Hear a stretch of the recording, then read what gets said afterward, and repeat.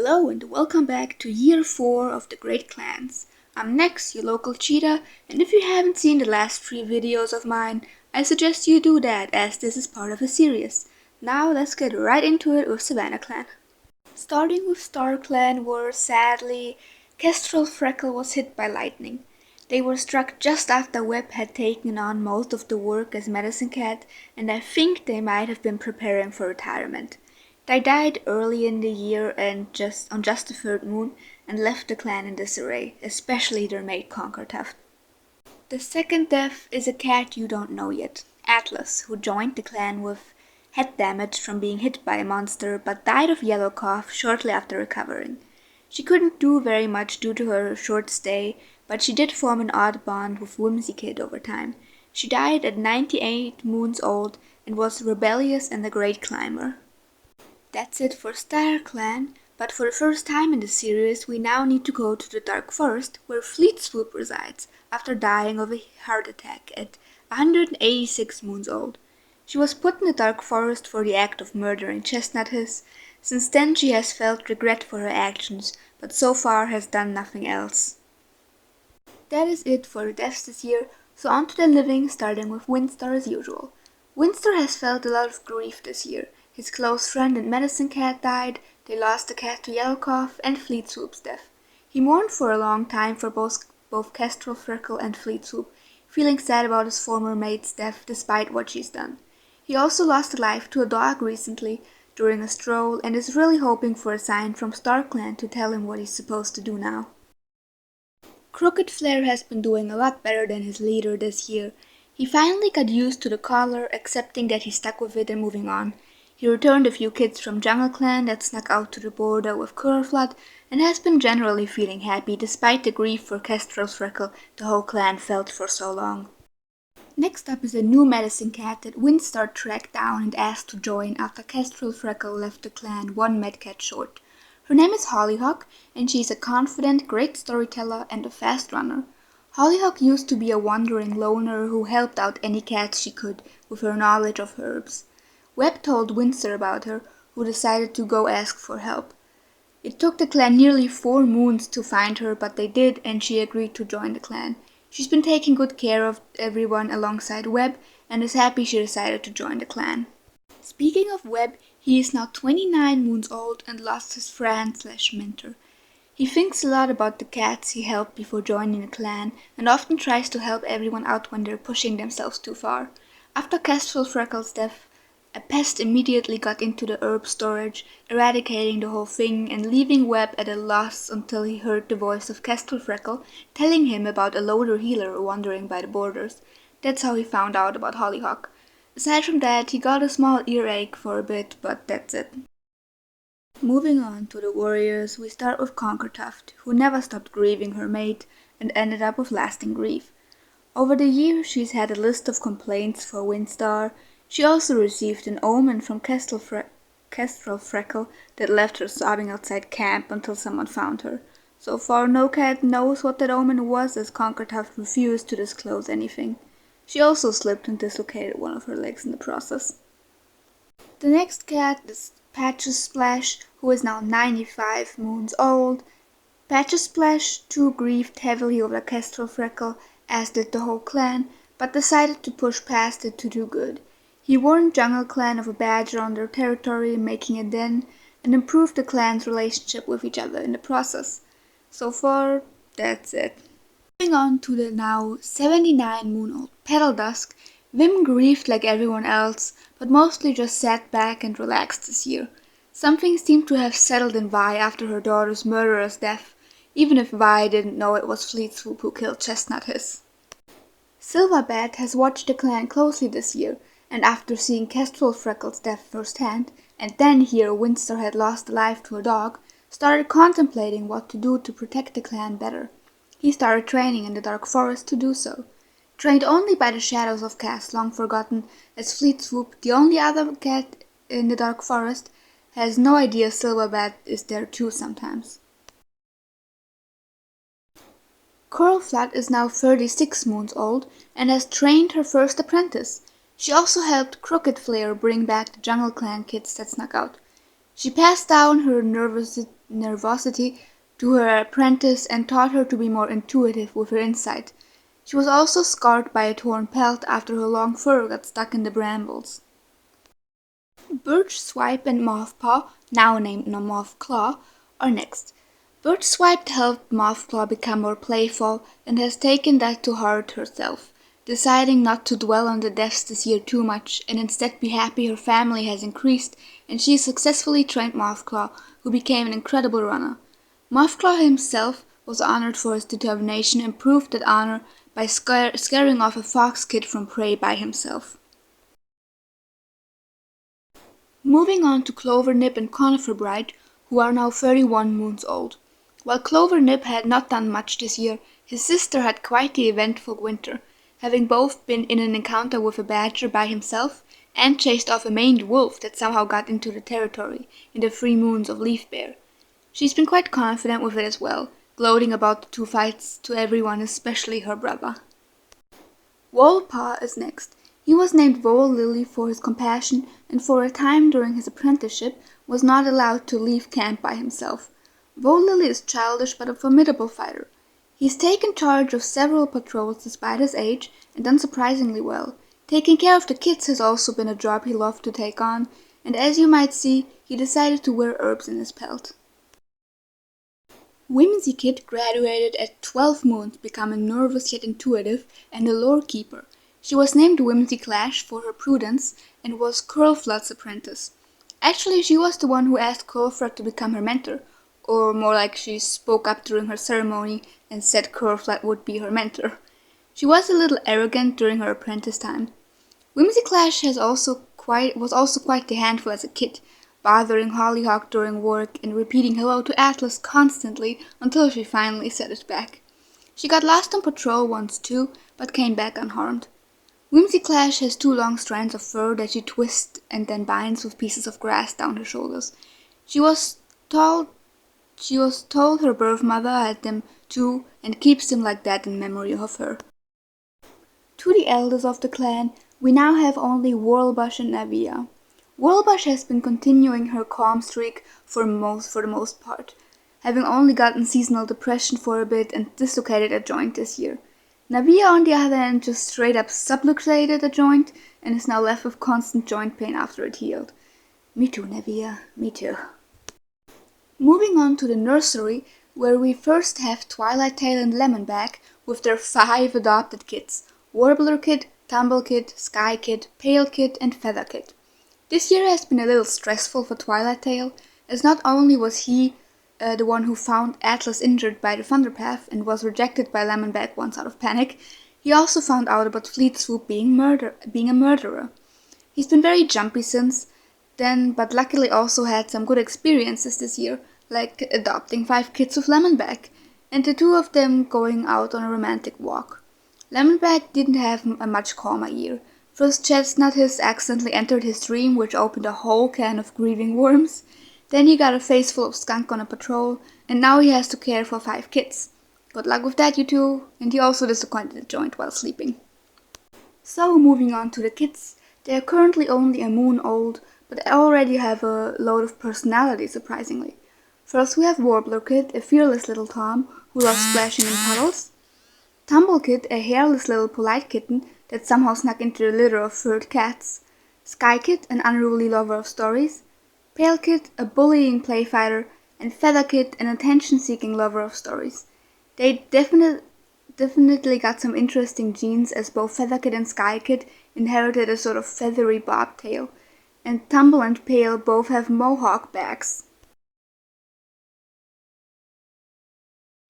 Lastly, for Savannah Clan, we have 3 4-moon-old kids named Bloom Kid, Tiger Kid, and Fig Kid. Hollyhock found them with their deceased mother and took them to the clan back in Leaffall. Since then, Vole Lily got continuously roped into watching them for the day. Bloom Kid got a headache and went into pet space. Tiger Kid thought he can outsmart a fox, and Fig Kid keeps hiding from the warriors. They also seem to like playing with pebbles. That's all for Savannah Clan, so on to Jungle Clan, who has something going on. Starting again in Star Clan, sadly we have Sapspot, who died from the injuries of falling off a cliff at 135 moons old, and Little Hickory Kid, an impulsive Tom who came to camp with his parents and ended up getting buried in a collapsing burrow. Just before Sapspot initially fell, he and Rainstar became mates and adopted 2 kids. Slowly, Sapspot's broken bone got affected and he ended up dying just as the infection abated. Hickory Kid was only 2 moons when he died, so he couldn't really do anything before. Capella Burn died this year as well, having been killed by a fox after a whole lot of shenanigans surrounding leading attacks on small predators. Capella Burn defeated several small dogs and joked around a lot before ending up attacking the fox that killed Capella Burn in the end. Capella Burn also seems to have some beef going on with Sapspot, as Capella Burn refuses to talk to him, but I'm not sure if it's actually something serious or something along the lines of not being allowed to watch Hickory Kid instead of him. Lastly in StarClan is Valley Throat, who fell down a freaking tree. The incredible climber trait really didn't help this man. He didn't do much else, literally he did nothing but die, and I have a certain amount of resentment for him. Don't ask why, I don't know, so we're moving on to the living. Starting with Rainstar and Lycanbloom, who replaced Sapspot as the new deputy. Why Rainstar chose one of the most unstable cats in the clan, I have no idea, but here we are. We'll see how he does next year. Rainstar himself has been quite perplexed by the influx in kids this year. There are a lot, despite actively contributing to this by adopting more kids. He has been grieving his lost mate, but taking care of the clan as gently as always, making many cats remember why he has always been a great leader. Lycanbloom didn't really do anything too overcome by anxiety for his new role, and also spraining his leg, so... Onto a new medicine cat, Kite. Kite is a righteous Tom at 86 moons old, who used to be a rogue. A cat in the clan we'll get to later had a vision of him, and a moon later Flashpaw found him and invited the much-needed help. Kite is a hunk of a cat, and many cats thought at first glance he was a lion sent by StarClan due to his fluffy mane and size. Some stray cats are still convinced he might be one. Also, I randomly changed the text thing halfway through because I realized I should probably keep better track of things. Skipping over Ulite, we start with the warriors with Callisto, who... oh boy. Starting easy, Callisto came out as Demi-Boy using DaD. Continuing not so easy, they started training in the Dark Forest and recruited several other cats in the clan to follow their lead. I know it's because you want to protect your clan, Callisto, but come on! Sweet Marmalade is next at 87 moons old. She hasn't done much this year, but it turned out she's scared of eagles, so I'm thinking maybe she witnessed a cat be taken by them before joining the clan. Or something like that. Fable Echo temporarily took over the role of Medicine Cat this year, while Ulite was incapable of doing his work and ended up sort of with an affinity for it. Visiting the Medicine Cat then to help out even more, despite Ulite being back in the business now. Next up we have a new cat named Cassidea, funnily enough. A is 71 moons old and uses AM and Xexem pronouns. Xe used to be a rogue, but joined the clan after Fogpa found him during Leaf Bear. Since then Xe has always taken quite a liking to watching the kids while her parents are busy. First Smoke is another new cat that joined the clan. She was found by Ulite on patrol together with her 3 kids that are now apprentices. One of the kids is Hickory Kid, who died during a burrow collapse, and she left his favorite prey at the grave for him. She's 78 moons old and keeps a close eye on her remaining children now. Shadebeal is another one of the cats currently training in the Dark Forest, inspired by Callisto despite kind of hating them. He decided to train there to protect his family after Valley Throat died, which is a valiant effort, but please don't. Next is Gentle, who is a little mad at Fidget for not telling her about his crush before they ended up in the nursery, as she's had a little crush on him for a while. I'm sure she doesn't blame him for loving someone else and will support him no matter what, but I imagine she is a little pissed at him for it. Gentle also thinks she's had a prophecy from StarClan, though I'm not sure what for. Moving on to Rushreek, who is now 56 moons old and doing a lot better since we started the series. They realized Demigirl describes them better and used they them pronouns, and they found a poppy blooming in the snow and decided to wear it as a symbol of having moved on and recovered from the guilt of Blue Freckles' death. They did get snapped at by Ulite early in the year when trying to help him, but I think they shook that off easily enough, which shows a lot of their growth. Moving on to Silver Leopard, who did not get a new scar this year thankfully. It was a close call though, as he did get stung by a bee when they trying to eat catmint, which Silver Leopard why. He also got an apprentice, Mintpaw, who is currently 10 moons old, so will be a warrior soon. Pansyback is next with one scar more, as the broken bone he got from, I think it was a trap, didn't heal that well. However, he's still going as usual with no complications, so that's good. During his stay in the medicine den, he felt really cooped up due to how long it took and really wanted to leave after a few moons, probably making life much harder for everyone involved. He was also told off by a kid for not knowing enough about snails and got an apprentice as well. Anyway, on to the sisters Flashseed and Nimblegrove. I love their warrior names, who are now 18 moons old and still as close as ever. With help of both Fable Echo and Callisto, Nimblegrove became wise while her sister became adventurous. They both graduated late at 18 and 15 moons respectively, but only became better warriors for it. During their apprenticeship, Nimblegrove frequently attempted to sneak out, and Flashseed was named late mainly due to insomnia, which she suffered from for long enough to start hallucinating.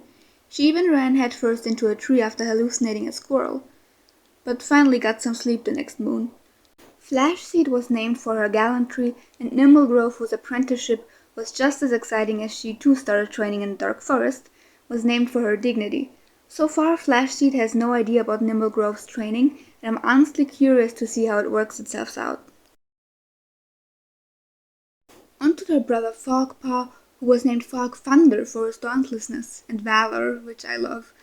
With Callisto's guidance, he became bold and good at resolving arguments. During his apprenticeship, he took no shit and assigned himself to patrols several times, getting them into trouble each time.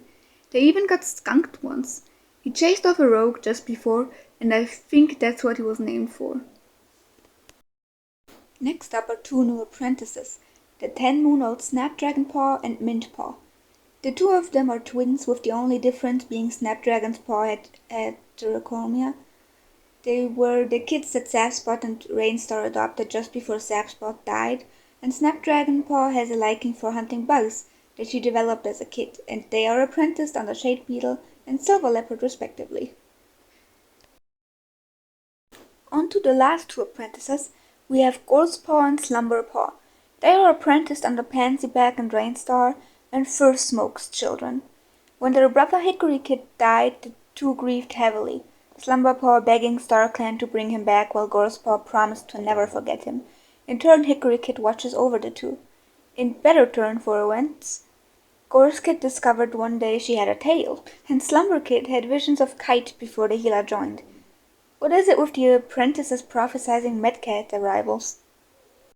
To the elders, where you have Mulberry Dapple, who retired early in the year and has been enjoying that by not doing anything other than scaring the kids a little. Lastly for Jungle Clan is the nursery, where we have Ulite and Fidget, who are there with their 4 kids, Quail Kid, Crow Kid, Robin Kid, and Lynx Kid. Ulite had been extremely snappy this year before becoming mates with Fidget, but the other Tom seems to have calmed him down a little. The two of them only announced their relationship after Ulite became pregnant, which is what caused Fable Echo to take up the work as Medcat from him. Ulite ended up with postpartum issues, while Fidget was injured by a trap, which made everything a little complicated, but in the end they managed. The kids haven't really done much, but Quail Kid knocked over Fog Thunder once, probably by running under him and making him trip.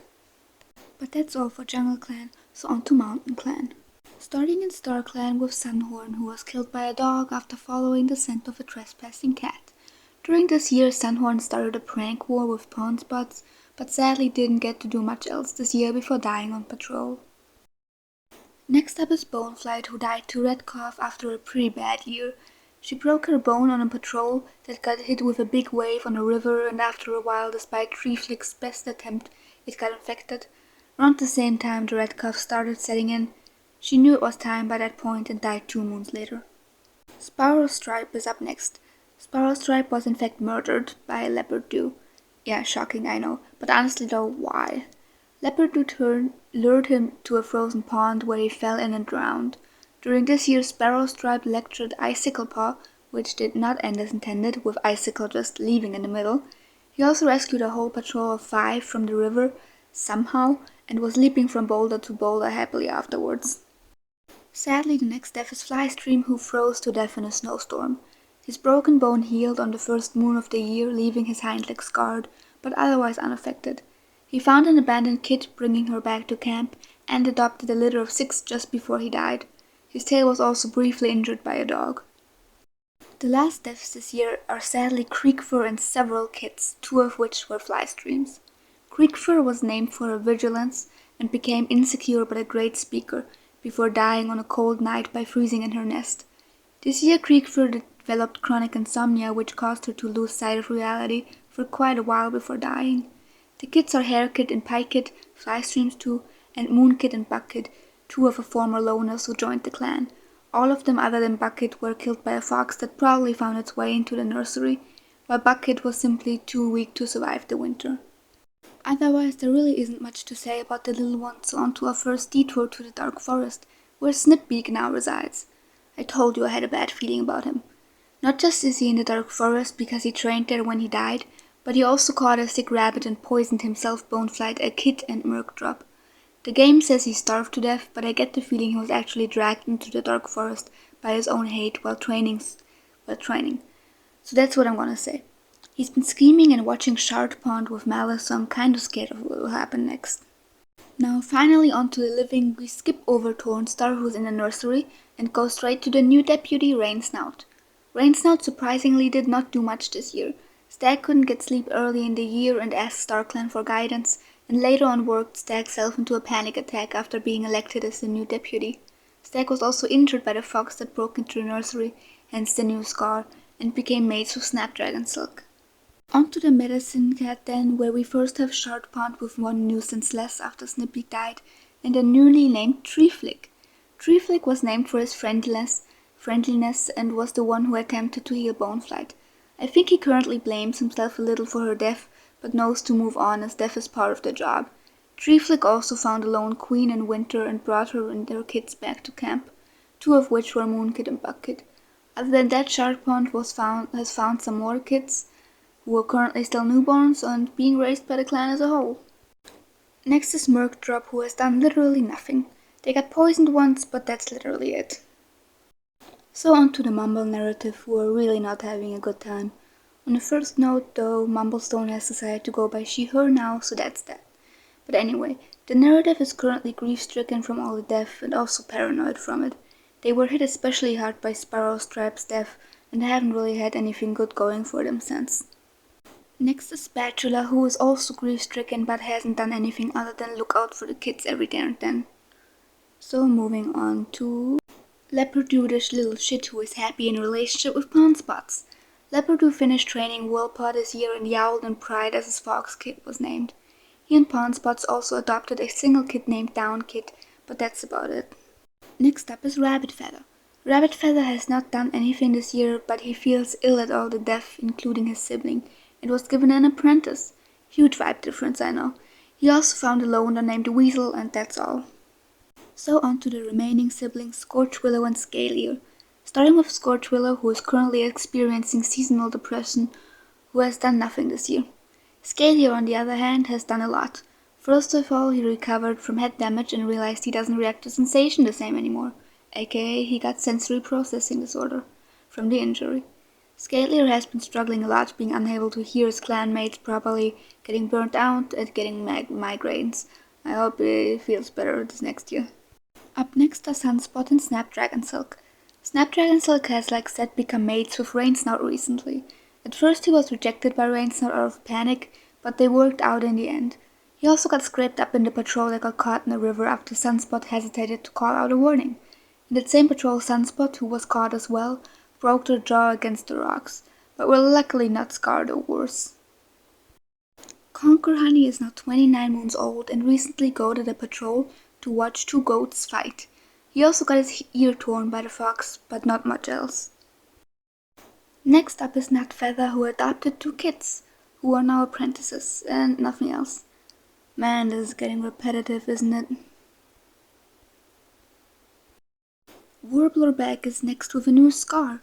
The fox attacked him as well, and while Tornstar saved him, his leg was badly mangled in the process. Warbleback has walked the edge of a cliff contemplating all the death this clan has and will see, and has generally been very thoughtful this year. Mumblepaw, as said last year, requested a name change at his warrior ceremony and was instead renamed to Sunnyfleck. He became troublesome and an excellent teacher. During his apprenticeship he got a face full of leaves on a patrol, and during his warrior time so far, he has been having a good time despite all the death. On to Grousepaw, who was named Grousefoot for his exemplar. He befriended a loner named Worm and hasn't done much else either. Weasel is a new member of the clan who was brought in by Rabbit Feather just last moon and thus also hasn't done anything because he hadn't had time. But he did in fact roll to be a T-Rex kitty, so yay! Moving on to Whirlpaw and Bushpaw, now Wolflight and Bushshard. Wolflight wants to shirk training, and as punishment Leopardoo quizzed him on birds. He aced that quiz though. He was named for his power, while Bushshard was named for their zeal. Wolflight was also visited by Glintkit in his dreams, who told him about his father's actions, so he knows now and does not approve. On to Iciclebreak, who was named for his sense of justice. He wandered off once during a lecture and thinking he is protecting the clan is currently training in a dark forest. Another one. Yay. Next up is the kid Flystream found and brought to clan, Milkweed Paw. Milkweed took a liking to Flystream after being saved by him, and was hit hard at his death, but hasn't done much else either. The other two apprentices are Troutpaw and Sprucepaw, Nutfeather's two kids. They are currently apprenticed under Rabbit Feather and Sunnyfleck, but haven't done much this year either. So on to the nursery, where we first have Pawnspots and his one kid Downkit, who is 5 moons old.